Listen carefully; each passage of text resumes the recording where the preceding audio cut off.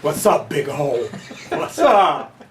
He calls me Big O for optimism. That Big O. I remember when I did that presentation years ago. It was out at the River Bend Park. Yeah. Do you remember that? Yeah. And you were in the audience, and You've done a couple, man, and I was in your audience. yeah. But I remember that first one, and you were like interested. And you were asking questions, and that's been What? probably 10 years ago. Oh. More? No, I think six, seven, maybe. I don't know. Time flies. It sure does. And who's paying attention? I know, right? Right. Wayne Ford, good to have you here, man. Oh, I'm happy to be here, dude. Hey, so, what are you doing? What are you doing? What am I doing? Hey, what I've been doing is 2015, I got an awesome opportunity. I was asked to be the executive director of Focus on Friends, which is a recovery center today. I was asked to, and that was in April of 2015, first executive director. They asked me if I would be able to transform it into a recovery center. It was, at that time, a drop-in center for the chronic persistent mental health population, and it wasn't utilized. And so they wanted to start a recovery center because they were aware that addiction and the recovery was becoming a big issue, especially with the heroin. They call it an epidemic. But is it a disease?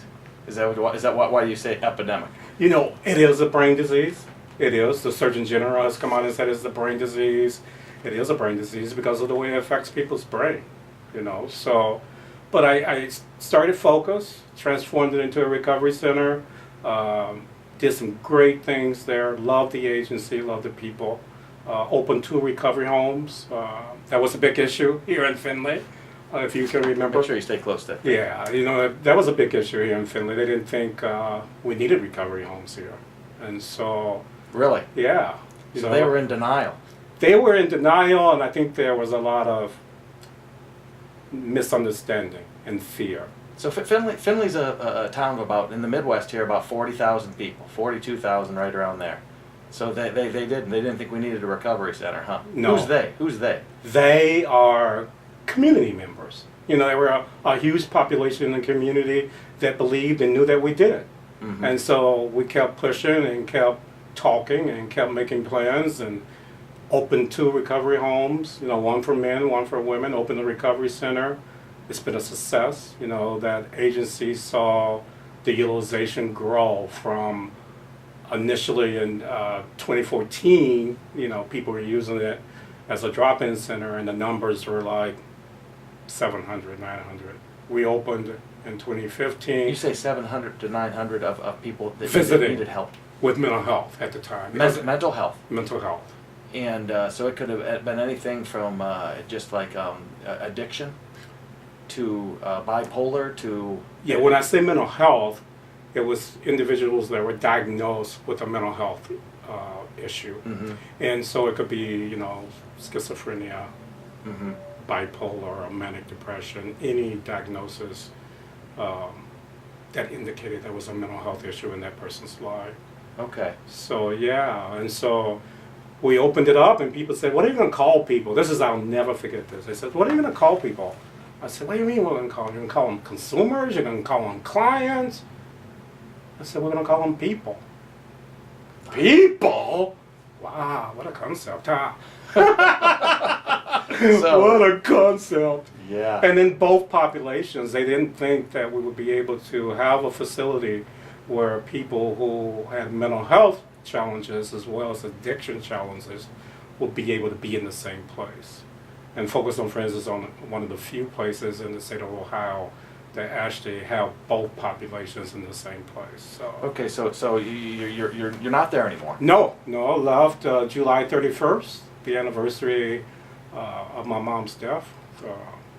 Decided that I've taken it where I could take it, and it was time for me to go out there and do Wayne, not be quiet, not be held back, Nice. Be a big O. Nice. Going into business for yourself. Yeah. Man, you can just say anything. Yeah. Give a shit. Yeah, I know. So, kind of like the president.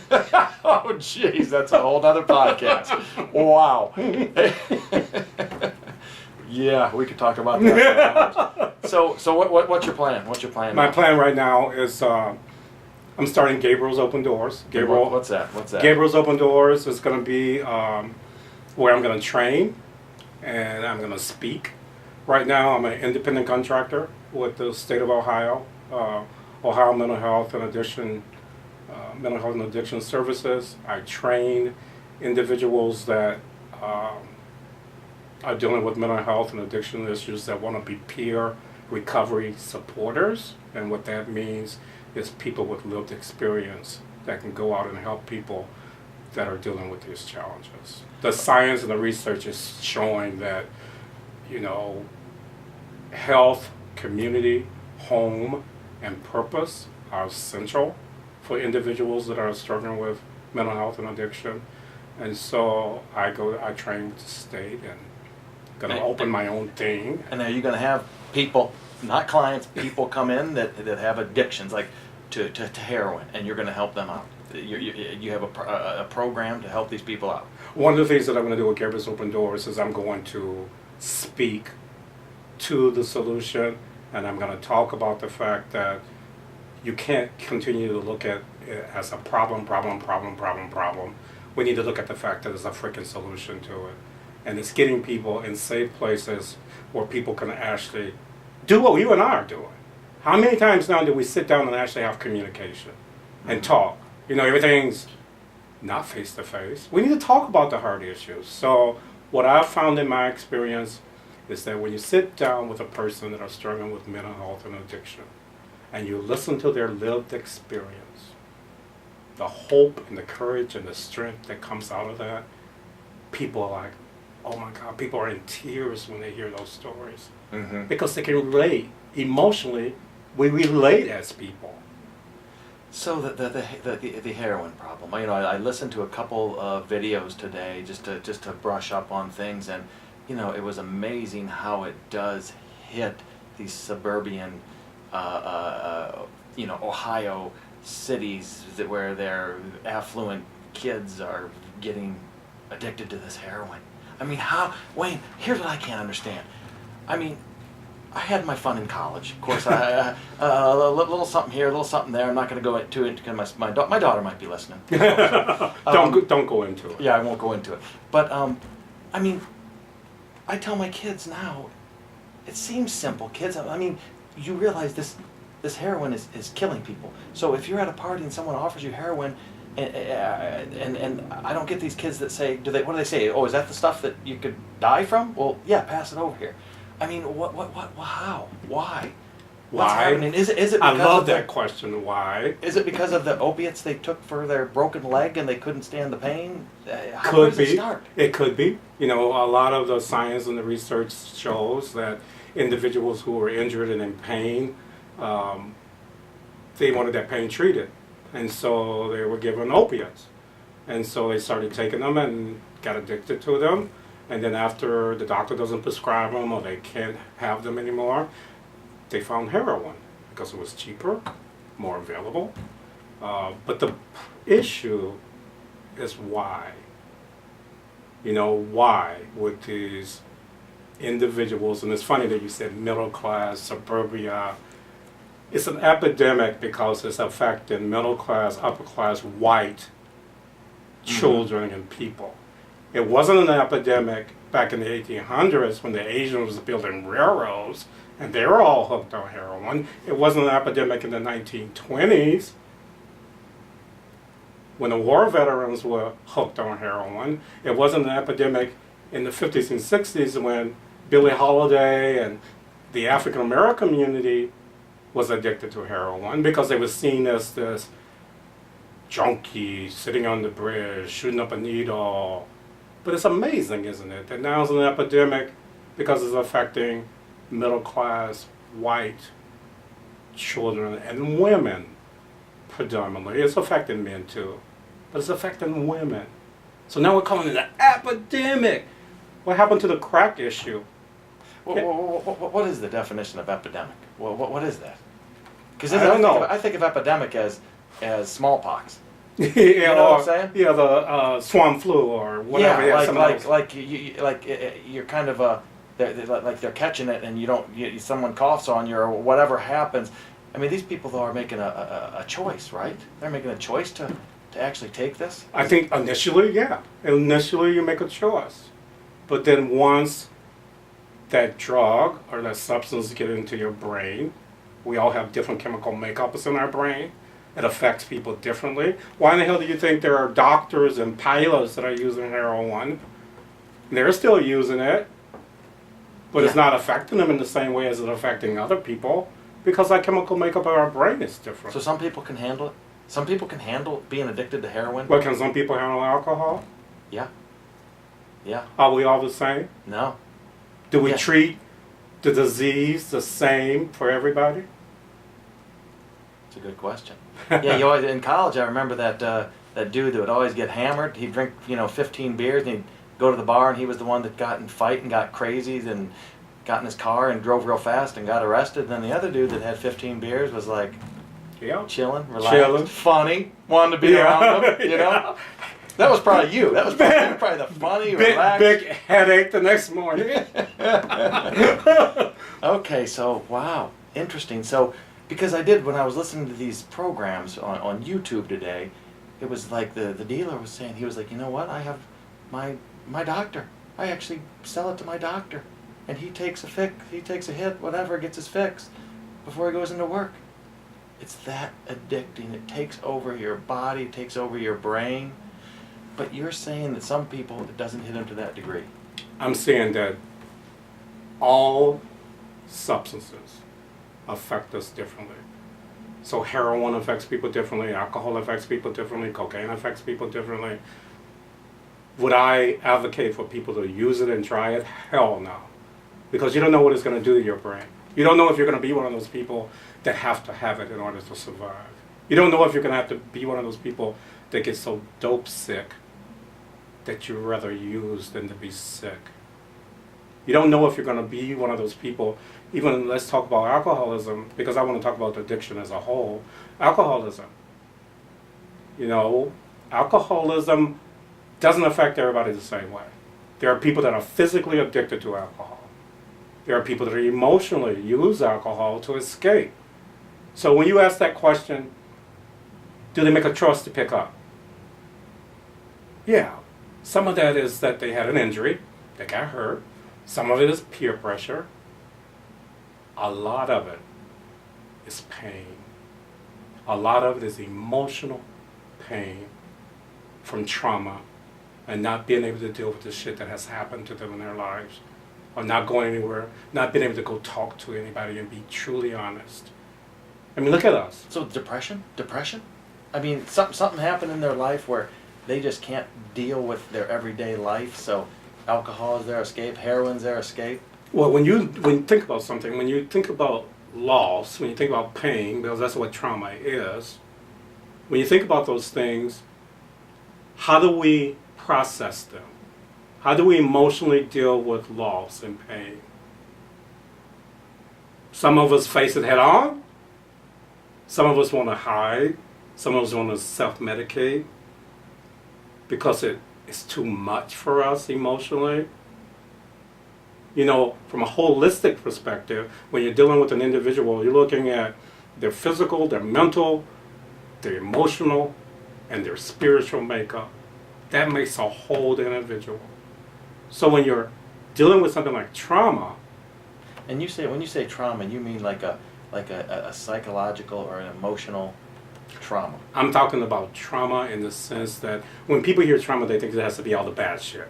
That person had to be abused as a child. That person had to go to war and see all this shit happen. Yes, that's trauma too. But trauma is also anything that affected you in your life, and every single individual has dealt with trauma. And then we react to shit that comes up and we don't know, why are we reacting that way? Why are we reacting to something you post on Facebook and I don't like it?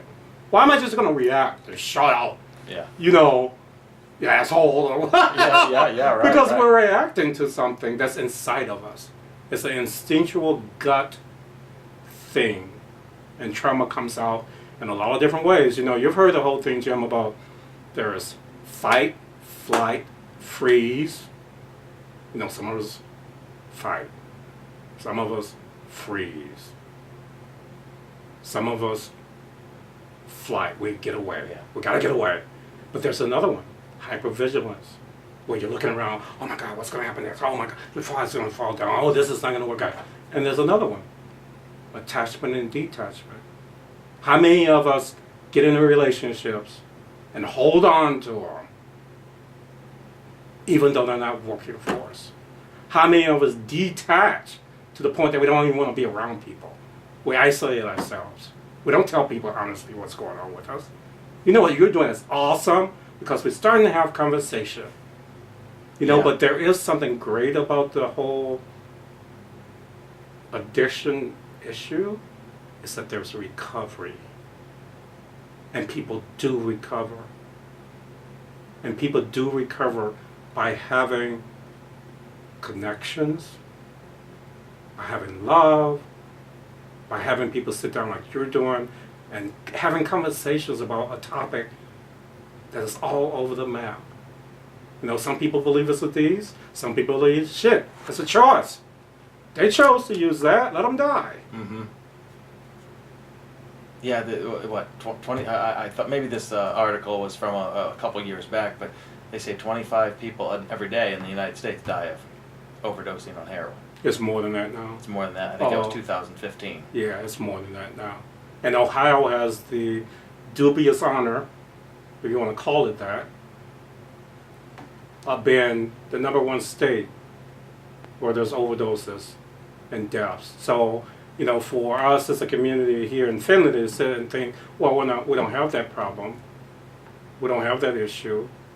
It affects everybody. I mean, how bad is the problem in Finland? The heroin problem. I mean, is there? Can you judge it? Can you just say, hey, this is how bad it is? How bad it is? Or isn't it bad? Don't you like to say it's bad? Yeah, I don't like to say it's bad. I like to think that, you know, language is very important to me. And so I pay attention to the words that I say. It's a issue here like it is in most communities across the United States. Is it a big issue? Yes, it's a big issue. And who's it affecting? Who have you seen it's affecting the most? Teenagers, mothers, father, or who's getting affected the most here? Communities. So it's not Communities, employers, police officers, hospitals, families, faith-based organizations. It doesn't discriminate. None of those places are immune to what's going on.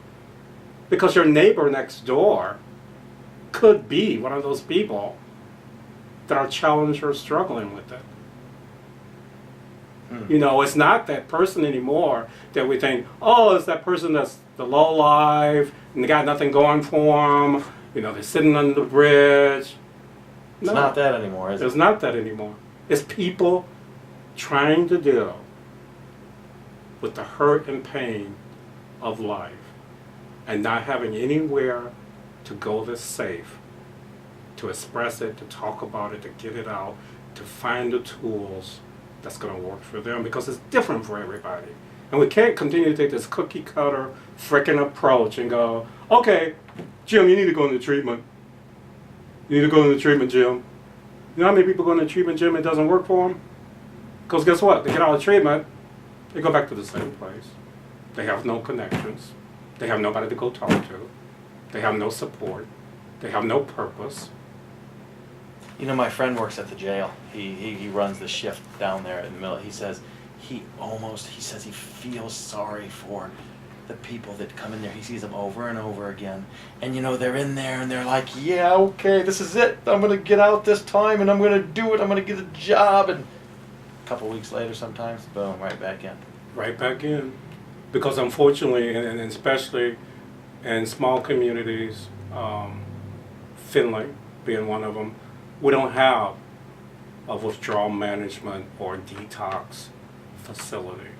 So our jail is being used as a detox facility. And is that good? No, it's not good. I mean, because they detox and they need people like you to, after they detox, to They need support. Yeah, they need the support. You know, I mean, does that help? Here's the thing, Wayne. You know, I never was I never was addicted. I don't think. I mean, to it. I know I wasn't. Never addicted to a drug where I had to have that, and if I didn't have it, I withdrawed. So I can't withdraw. How do you say that? Withdraw. Withdrawal. Withdraw. Withdrawal. See, I don't even know the word. I don't even know the word, man. But you're learning, big O. You know, I mean, again, there might have been a little marijuana in college, but my gosh, I would go to Taco Bell at 2 in the morning and eat 10 tacos and go to bed and not get up the next morning and be like, okay, I don't need it. You know what I'm saying? So Your brain. to have that addiction. Your brain is different, isn't it? Didn't affect you the same way that it affects some people. Can people get addicted to marijuana? I believe yes. Like psychologically addicted? Yeah, I believe psychologically addicted, emotionally addicted. Yes. Yeah. I believe that we're all in recovery from something. There are those that are so blessed, like me, that know it. Yeah. Because if you look at our world, you know, we focus on the substances and shit like that. But look at our greed. Look at our ability or our want to have all these likes on Facebook, which isn't even real. We're addicted to putting out the best. Dang it, I do that. I do have a problem. You're addicted to something. See, I am addicted to something. We're all in recovery from something. And you're also a fitness freak. So I'm addicted to yes, you are. Burpees. You're burpees. burping. Yeah, I saw that. I saw your video. Why? What's your excuse for not doing a burpee? So keep finish that thought. Do you remember what you were saying? You were saying, so we're all look at the world. Look at the world. You know, look at the fact that we're all are in this, and we're all trying to do the best we can. We're all struggling. Yeah. We all feel and know pain. We know despair. We know sorrow. But we know joy. And we know happiness. And there's so many people out there in recovery that know how to get back up again. They're resilient, and they're creative, and they're smart, and they're talented, and they're baseball players, and they're fitness leaders, and they're pilots, and they're doctors, and they're brothers, and they're sisters, and they're nurses, and they're teachers. And so for us to sit and think that addiction doesn't affect all of us, it's insane. Wow. And if we keep doing the same damn thing over and over and over again, what do they call it? Insanity. Mm-hmm. But we keep doing it. We keep saying, oh, this is a problem. This is a problem. Where's the solution? The solution is what you're starting. Having a conversation. You know, I saw 60 Minutes last night. I did too. And Oprah was on there in Grand Rapids, Michigan, my hometown. GR! Wow. GR! Yeah, I mean, aren't they? I mean, you're looking at a conservative community up there, right? Oh, yeah. Yeah. Oh, yeah. Grand Rapids. I wanted to leave Grand Rapids because it was so conservative and small. And I ended up in Finley. Oh, oh wow. Wow. Yeah, be careful. Be careful. Conservative small community. Be careful what you wish for. Okay, so yeah, what about the the 60-minute thing. They had like 12 people on there. Then they asked them all about Trump. Yeah, they asked them how do they think. Pretty much, how do you think he's doing? And did they all vote for Trump? No. Okay. It was divided. It was 7 and 7. Okay. So they did that purposely. It was 7 and 7. It's 14 people, and what came out of that was all of these differences and different opinions and how. But you know what they said at the end? This is what we need. We need to have conversation. We need to talk about something as difficult as how we believe our president is doing. We need to talk about that because so many people are divided. We need to talk about addiction. We need to talk about it. We don't need to argue about it. We need to talk about it. But we are gonna argue. And it's okay to argue. I don't need to agree with you, Big O, on every damn thing you say. I know you don't. But I need to listen and kind of get to your perspective. Your lenses and your life is so different than mine. Mm-hmm. Why can't you have yours?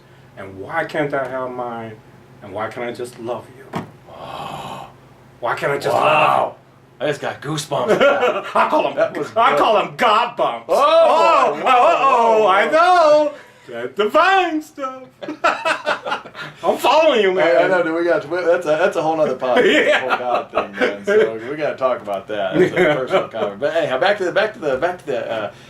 Okay. Let me just talk. So if you get addicted to heroin, people use heroin, and I mean, and they stop, and they get into somebody with you like you, and you're meeting with them, and they're just loving you, and they're feeling better. Do they always have that? Can they live a normal life, or do they have that? Because I heard it takes over your body. Where you don't even want to. It's like you can't even breathe without it. You know, I mean, is that a way to live? And what is the suicide rate with people that try to get off of it and then try? Do you know any statistics for that? I don't know the statistics, but we do know that overdoses, and we see them every single day here in Finley at our emergency room. Every day. Every single day. I always think, what's an overdose? Somebody that passes out or they can't function? What's an overdose? They stop breathing. That is an overdose. Yeah. And someone's there to give them Narcan or what? Narcan. Hopefully someone's there to give them that. How do you give them Narcan? Just stick a needle in their chest or what? like Pulp Fiction? I love you, man. No, you need to go to Narcan training though, because there may be somebody in your gym. Yeah. That may need you to give them Narcan. The health department will train you. You're a business leader. Really? All kinds of people come in here. You need a Narcan kit. I'm not shitting you. So. And the Narcan, you don't shoot it in the chest. Okay, real quick here. Some people say, well, Narcan, come on, it's their choice. They're dying. Just, Are some people against the Narcan? Some people are against everything. Yeah. But you know what I say? This came to me a couple of weeks ago. You'll love this. Wait, real quick here. How do you give Narcan? Spray it in their nose? Yeah. Okay. Yeah. Okay. Yeah. Okay. What happened? What happened a couple a couple of weeks ago, I was sitting there and thinking, wow, my life's different, all kinds of personal stuff. Work's different. And I thought, and I started listening to your podcast and I'm thinking, God, he's starting to get out there and shake up things a bit. I like that. He's getting people to think and have communication. I was thinking, Gabriel's Open Doors. I want to be a safe place where people can come talk and tell their story and share their life experience. And I'm thinking, damn, I want to do a podcast with this man. And so I'm sitting there and I'm thinking, and it came, I don't know how it came, and I wrote it down because it's powerful as hell. There was this woman, an Albanian nun, who dedicated her life to poverty, to orphan children, and to those that was dying. This Albanian nun, people thought that she was disrespectful. They thought that she was using her religious faith. They thought that she was doing something wrong. There was a group of people that actually thought this person was doing wrong. This person felt disconnected most of their life. Wait, this Albanian nun did? Yes. She felt disconnected. All her life. Yeah. So this Albanian nun, and people still treated her. She was doing all this stuff, all this service work. They still thought something was wrong with her. And as a result of her giving all her time in service, she felt alone and disconnected at the end of her life. Then we have this black minister who believed in civil obedience and protesting and doing it without violence, non-violence. And he had a dream, a big dream, that all of God's children would be treated the same someday. You know what? People thought he was a communist. They thought he was a joke. He lived with depression most of his life. Then we have this wonderful man, Jewish man, that went around and tried to help those that were hurting, those that were prostitutes, those that were on the street. He wanted to give them love. This Jewish man, they said, walked on water. His family thought he was mad. They called him mad. And then back in that day, there were the politicians and the socializing all the big people. Thought he was crazy. Well, there's none, Mother Teresa, got sanctified after her death. This black minister got assassinated. He was depressed. This Jewish Savior, Jesus, got crucified. So what in the hell does Wayne Ford need to fear? Nothing. I'm going to tell my story, and I'm going to be me. And everything that's happened to me has made me stronger because I'm in recovery. And recovery is becoming. It's becoming your full potential. So you're in recovery? Yeah. You say you're in recovery? Yeah. From what? I'm in recovery from trauma. I'm in recovery from alcohol. Dude, that was a great speech, by the way. That, I wish I could record that. We are recording. That was awesome. I knew who you were talking about, right when you said the Albanian nun, of course. Yeah. I knew it was Martin Luther King. Of course, I knew it was Jesus. Isn't that something? Those three people? And there's more. There's Gandhi, all of them. But Oh, I love that. but no matter what these individuals did, there were people that were against them. So why should you be afraid to do you?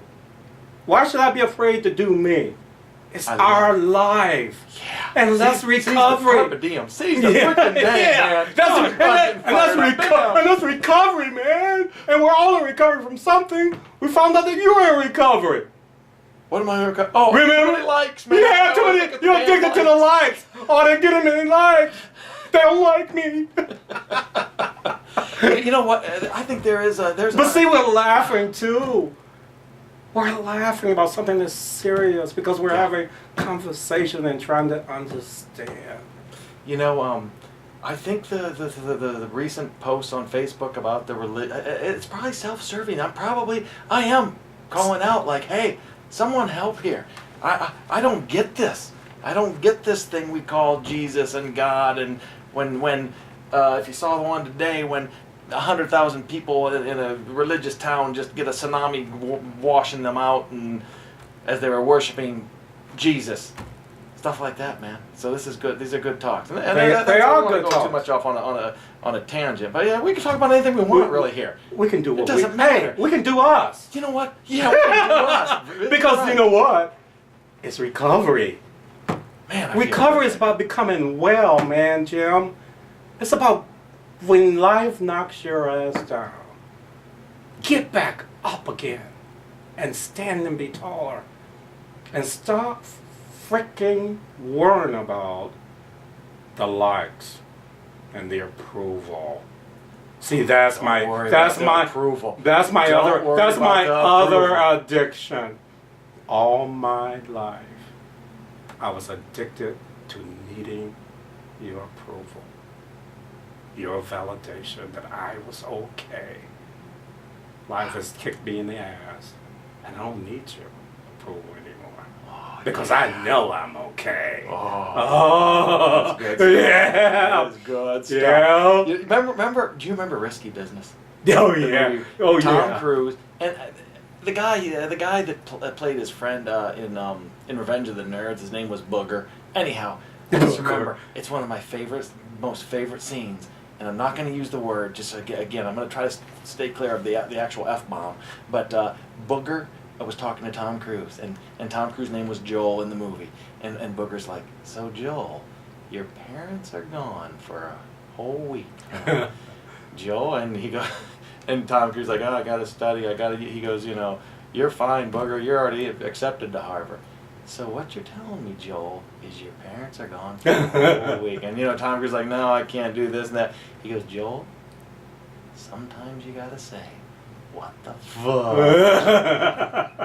Joel, sometimes you gotta say, what the fudge? That's great stuff, man. Yeah, what? That's great stuff. I like that. What's the fudge? Oh, I'm gonna send you that YouTube clip. Yeah, it's a classic. I watch it at least once a month to get me fired up, man. Because you do get in that mindset, and you care what people think. But as long as you're you and you're doing moral, good, ethical things, you're not going out and treating people like garbage. Hey, who cares what they think? Who cares? Right? Who cares? What will get done if we get stuck on? You get what? If we got stuck on who cares, what will get done in this world? Yeah. If we didn't speak our voice, we didn't advocate for ourselves, we didn't have hope, we didn't give hope back. And this is my big word, and people go, oh, you use it way too much. I love you. I don't think we use it enough. Wow. Yeah, I know I don't. You see, I'm getting ready to speak, don't you? You see, it's like just boiling, because my light, my source, my God, my energy, my everything is saying, stop being afraid to be who you are, because you are powerful, and I love you. I love you. Wow. Yeah. Wow. Yeah. I feel good. I feel good right now. You know, I need that. I need more hugs. I'm not a hugger. You know, I'm the guy at Thanksgiving time when I go over to my family's house over in Ottawa, and there's like 50,000 people there eating chicken noodles if you're in county. And then when you leave, you know, I'm like, oh, do I hug? Do I don't? I mean, why was I raised differently where I don't want to give a hug? Why aren't I a hugger, man? I don't know. I know people that are huggers. You hugged. I knew you were a hugger, and I knew you were going to slap a hug on me when you came in the door. I am a hugger. Oh man, I love a hug. It feels good. And you know what I've also learning? Is that what life is? It's feeling good. It's being happy. Even in your circumstances that suck. Find appreciation, because of the lessons that's being taught. You're being taught a lesson. You may not like it when you're going through it. I hate the shit I'm going through. But I'm here with you, aren't I? And I'm laughing, and I'm having conversation. I mean, when do you get down? Well, and if you do get down, what do you do? I get down. You're sitting in your I get down apartment I get down every other day. Do Oh man, hell yeah! And That apartment is lonely now. You know, I need to get out of it because there's too many memories. So I need to get outside more, and I try to do that. I go for walks. I'll take myself to the park. I'll drive to Columbus to get out of Findlay. Mm-hmm. I go, self-care is very important. I love reading. I love writing. I'm reading this book right now called, I can't remember the author, but it's called Freedom Seeker. And it's awesome because it's all about how we as human beings seek freedom. That freedom is our well-being. And that freedom is being who you are. That freedom is shining your light and not being dim. I don't know if you've heard about, I think her name is Mary Williamson, I think, but she wrote this, Our Greatest Fear. Our greatest fear is our own light. We think we have to dim our light around others because we're not going to get their approval if we shine too bright. Bullshit. Bullshit. Really? Shine your light. People need your light to shine. Get back How do you shine that light? How do you shine that light? Just like we're doing right now. Be you. Do you.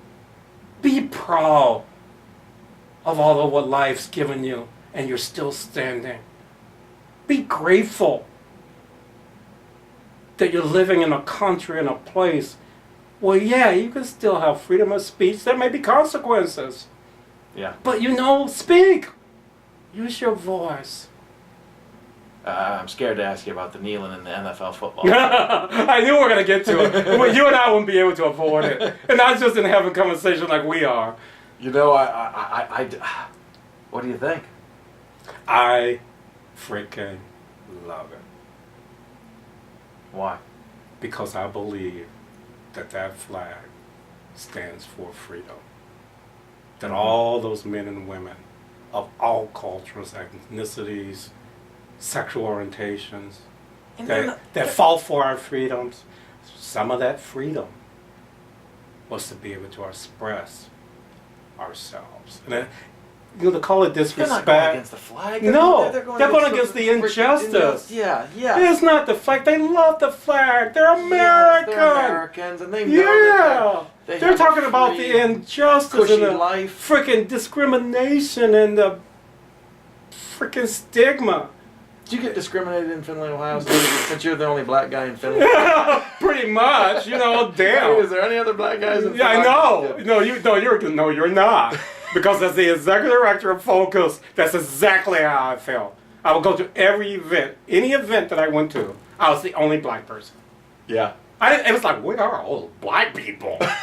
Where are all the? I didn't even see the Hispanic people.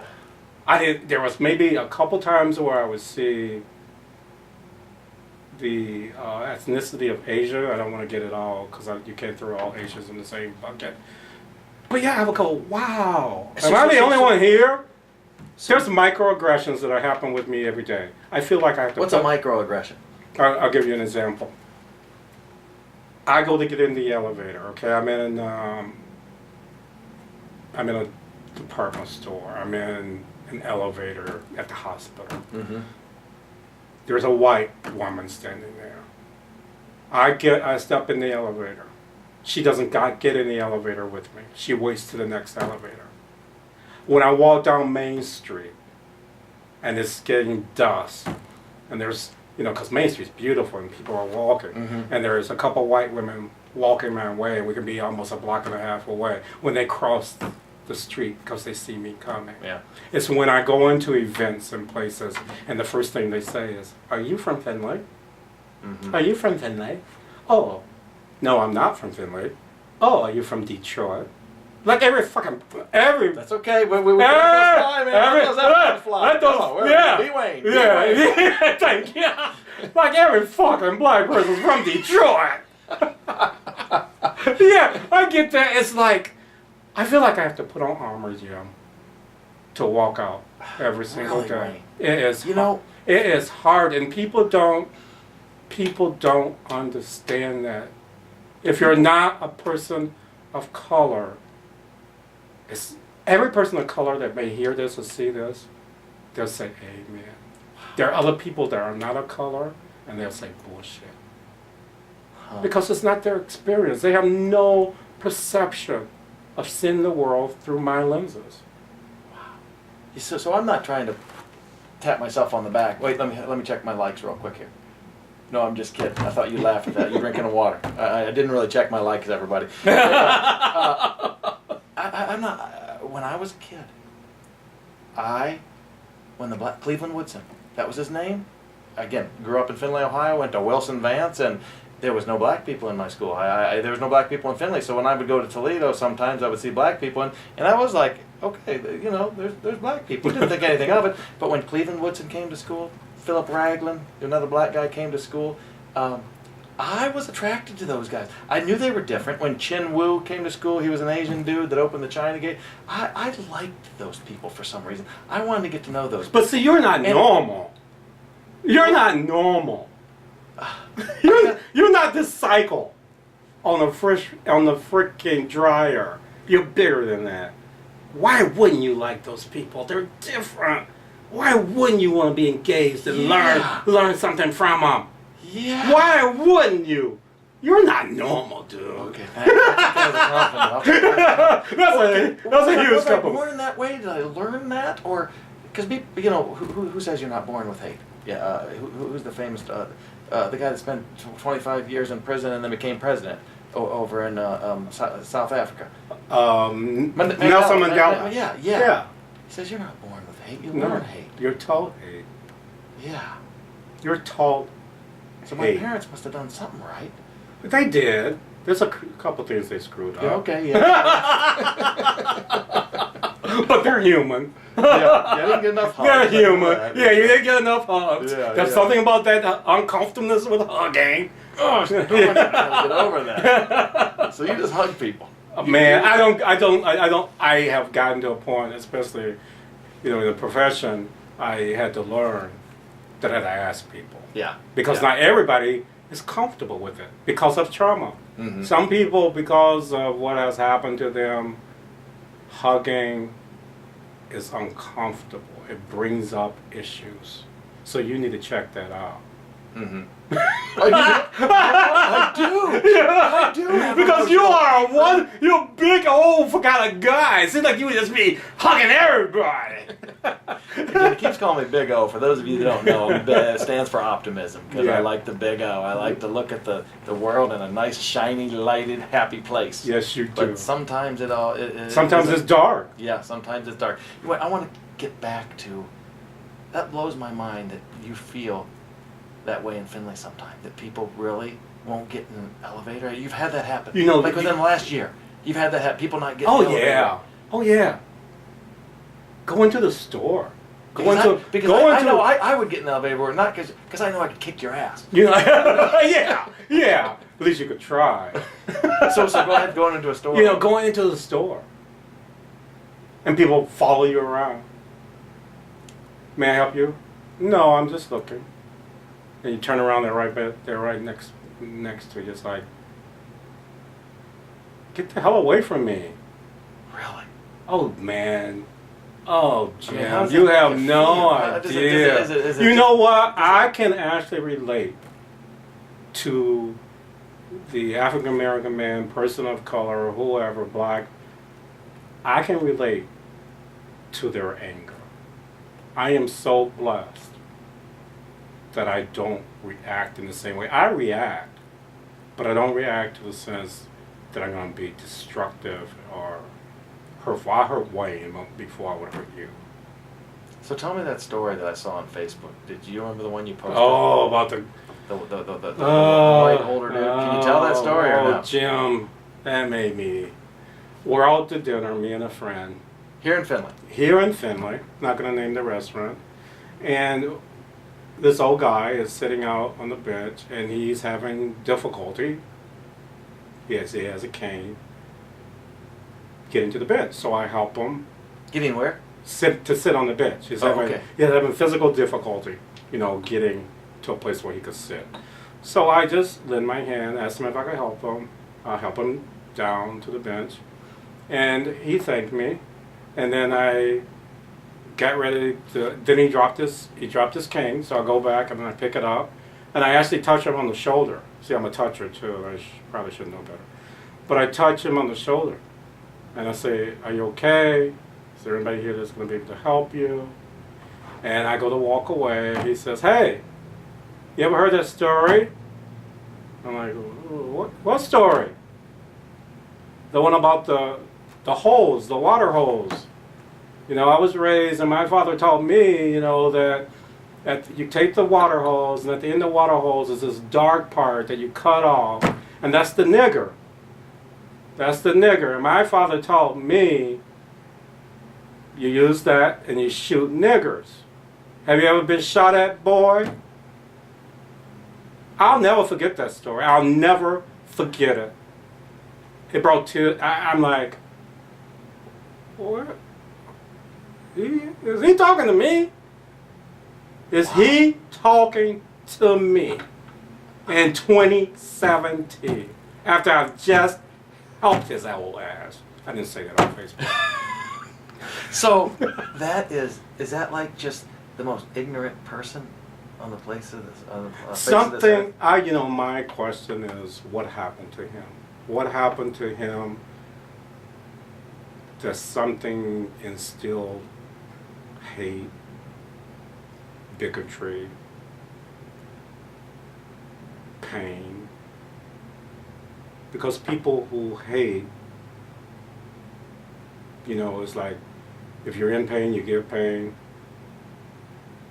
So when you're hating, have you been hated against? I mean, I don't know if we can get to the answer until we ask the question of what happened to you. Mm-hmm. What happened to you? And have people actually be honest. What did they experience in their life where it would bring out that? I mean, I guess you have a dad teaching you that, but still, there's no excuse. Mom can teach. Don't blame it on dad. Okay, well, you said dad. You said his dad said that. Yeah, that's why I said that. That's okay? true. Okay. Okay, chill out, You know, man. okay, you know, Okay. I don't like to put shit in a box, you know. Moms and dads, I know, I okay. know. Hey, speaking of moms, to go back to the opiate problem, I guess there's a big problem with moms just being so addicted to heroin, and their little 7, 8, 9-year-old children don't have enough food because mom's spending it, or dad is spending it on heroin, and then they have to go to court because they get busted, and the judge got to decide whether to send these 7, 8-year-old these little children into foster care, which they don't want to go because they love their parents, but their parents are. Have you seen that? Yeah, we see all of that. We see a lot of grandparents raising their grandchildren as a result of their children being addicted to heroin. We see and hear stories about individuals who their whole family is using heroin, so the mother and father are using the drug. And it's not just heroin again, you know, it happens with all the different substances. But heroin, you know, a story of a young man who woke up, mother had overdosed, lying on the floor, naked. When you say overdose, Dad? I'm going to get to that. Okay, I'm sorry. Sorry to interrupt. Father, sister in the room, asked about mom, called 911. No, they hadn't. Mom was dead. So this young man, how would he ever get over that? Or young woman, how would you get over that? How do you get over, you know, my thing with Gabriel's Open Doors too, is because Gabriel's my grandson. It's what about the children? I've been to so many funerals, too many funerals, and you have 2-year-olds, 3-year-olds, 5-year-olds, 14-year-olds, 12-year-olds, where the parents are not gone. How do we give hope and love to those children? I'm worried about the children because to see some of the things that they've seen, you know, when they're in their teens and 20s and 30s, that trauma will still affect them. It'll still follow them unless we provide a safe place for them to talk about it, for them not to talk about it, but for them to have activities and games and love. You know, I worry about my grandson. He's 6. You know, what about Gabriel? What if something would happen? What would happen with Gabriel? And how do I help Gabriel and all the children? Because addiction and the heroin epidemic, whatever you want to call it, it affects communities, but it affects families, and it affects families in all kinds of different ways. See, the family also takes on the challenge of the disease. So it's not just affecting the individuals that's using, it's affecting the family, it's affecting our justice system. Look at our jails, they're full. Yeah. You know, It affects our hospital, our emergency room workers. It affects our social service agencies in trying to figure out what resources to provide. It affects everybody. So why aren't we talking about it in the fact that what are the solutions instead of it's a problem, it's a problem, it's a problem. We need prevention, we need treatment, but you can't treat everybody the same. And until you sit down and talk to somebody and find out what they want and what happened to them, and then what are your dreams? And encourage them to dream big. Don't keep people small. I'm so sick of us trying to keep each other small. Why not be bigger than life? Yeah. Why not Yeah. get out of that damn box? Oh, yeah. Get out of that box, Yeah, man. big O, baby. Get out. I like it. Yeah, get out of I that like it. box. Hey, well, you know, I saw a video today about a mother that she came up on her son. They were giving him, trying to recess him. Mhm. He OD'd, and she sat in the car and prayed, please let him die this time, because it was such a hell for the past 2.5, 3 years that he put her through with his heroin addiction. And she was crying, saying it. I actually wanted him to die this time. And she was embarrassed about it and couldn't believe it, and this and that. He didn't, but a year later he ended up dying. Wow. I mean, that's powerful. It's very powerful. Think about that. Think about that mother's despair, hopelessness. Think about that mother's pain. Think about that mother's fear, worrying about her kids so much that she got to the point where she said, I just wanted it to be over. Yeah. Think about that pain, and who, yes. as a human being, how will we not be able to relate to the emotions of that? We've all felt hurt. We've all felt pain. We've all felt despair. We know what it feels like. So why can't we relate to each other? Why can't we have the conversation? I don't need to agree with you. You don't need to validate Wayne. But why won't you listen to Wayne? Why won't you listen to Jim? He's getting you to think. He's getting you to have these conversations. You keep fudging, fucking expanding and growing. You know, I've watched you. I can remember you, Bruce, and I meeting downtown for coffee, and that's when I tried to start my speaking company back then, and it went up like a fire. But anyway, I did a few things, but I didn't have it all together then. But you just keep expanding. You keep growing. Nice, You keep pumping me you up, keep man. it coming, man. You just keep it coming. And that's what life is. That's what recovery is. That's what recovery is, huh? Recovery is continuing to become till you reach your full potential. And it takes whatever it takes. Mm-hmm. You know, some people are like, well, just let them die. It's their choice. I'm so tired of hearing about this heroin shit. Just let them die. Wow. Wow.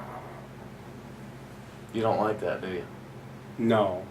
Because that Because- person can be helped. Because that person has every right to be supported and loved through whatever the hell they've been going through, whatever's happened to them. They're a human being. They have a life. They're worthy. They're valuable. They may make choices that are different than yours and mine. But by having a damn conversation together, maybe we can understand what happened and why they made those choices. Mm-hmm. Well, I tell you what, just from our conversation today, Wayne, I feel better. I feel like I've grown a little bit. I really do, man. So, Look at you sitting up straight. I know, man. My shoulder blades are back a little farther. I'm serious, too. I feel good. Good. So what is the business called again that you're starting? Gabriel's Open Doors. Gabriel's Open Doors, man. Well, I tell you Because what, you know what? You know what? You know what? What? What? Tell me. You know what? They say, oh, you know, when that door closes, this one's open. No door ever closes. Oh, shit. You're firing They're me up always right now. open. Is Wow. are you willing to walk through Wow. them? Are you willing? And do you have the courage and the balls and the strength and the determination to walk through them and take the risk to change your life and change the life of others by being who you are? Gosh, dang it.